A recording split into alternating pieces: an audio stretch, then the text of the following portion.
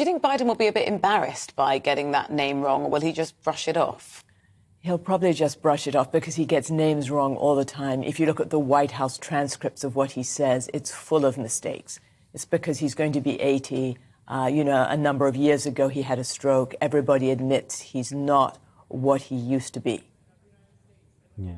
And clearly Rishi Sunak wants to be a tax cutter, but there may have to be tax rises in this parliament. How would that be received in the US?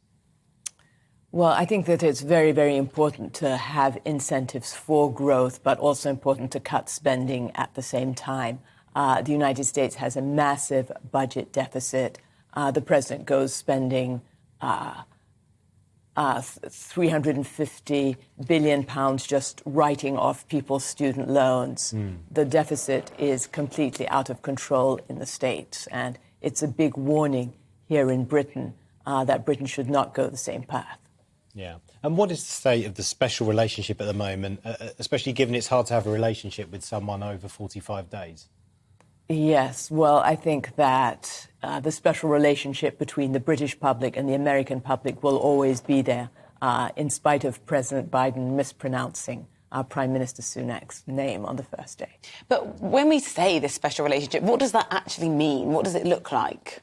Well, what it should look like is a trade deal, because now that the UK, now that Brexit is finished, one of the first things that Rishi Sunak should be doing is focusing on trade relationships with different countries, including the United States. That would be beneficial to both countries. And I think it would be very important to do that. And there are many people in the States who want to do that also. Yeah. Rishi Sunak does seem to have stabilised the pound for now. Are you encouraged by this change of leadership at the Conservative Party?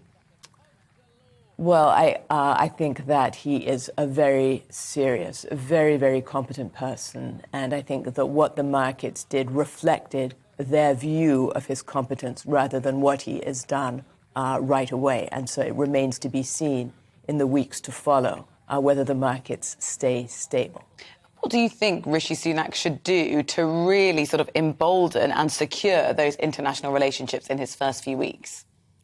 He should make outreach to the different groups who also want to have trade deals with the UK, try to cement some of those deals, because that will be an incentive to growth, not just here, but also in those other countries.